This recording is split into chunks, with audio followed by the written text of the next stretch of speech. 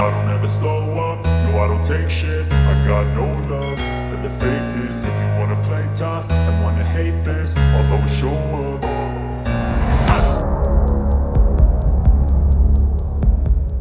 U.S. long-range missiles for Ukraine. Why perspective of receiving GLSDB is not so optimistic. GLSDB is one of the weapons that's been on the table for quite a while, but its provision to Ukraine faces a few challenges. The next and large military aid package to Ukraine from the United States worth $2 billion will be announced soon, and it will include longer-range missiles, Defense Express reports, citing Reuters. There will also be additional equipment for the Patriot air defense system, precision-guided ammunition, and Javelin missiles. U.S. officials told Reuters that the new weapon in question is the Ground-Launched Small-Diameter Bomb, GLSDB, from Boeing and Saab with a firing range of 150 kilometers.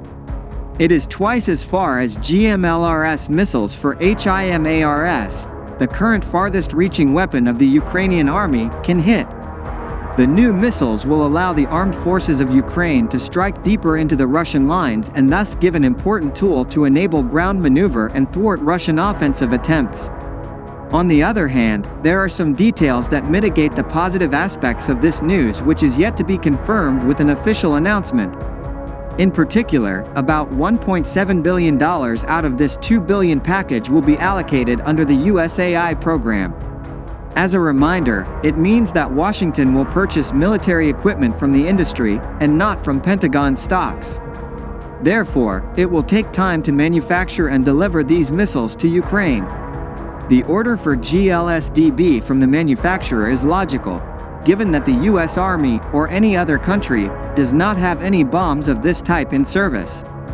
All there is now at disposal of the manufacturer is a project that passed the first tests 7 years ago, and serial production of the GLSDB has not been started since then. Boeing and Saab announced they were ready to start producing the bombs in 2018, but the buyer was nowhere to be found at that point. That is why we should keep in mind that GLSDB cannot be delivered in the near future. Even though it is just a combination, basically, of two already existing components, namely the M26 unguided rocket and the SDB gliding bomb. According to the estimates of some Western analysts, the first batch of 24 GLSDB can be produced only 9 months after the contract is sealed, and another 750 by the end of year 2024.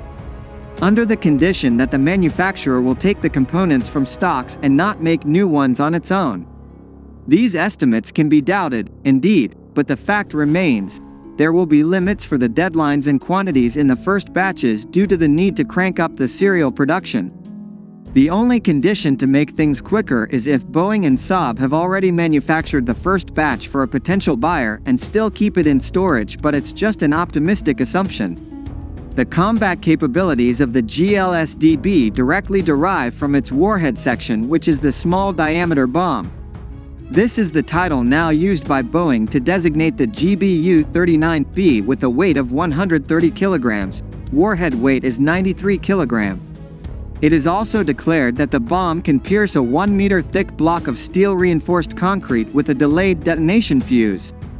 The bomb uses a standard combination of inertial and satellite guidance to search for the target. There are also some other versions of the GBU-39, such as laser homing 1 or a special type for destruction of radars with thermal homing. Still, the mass-produced variant is the GU-39B,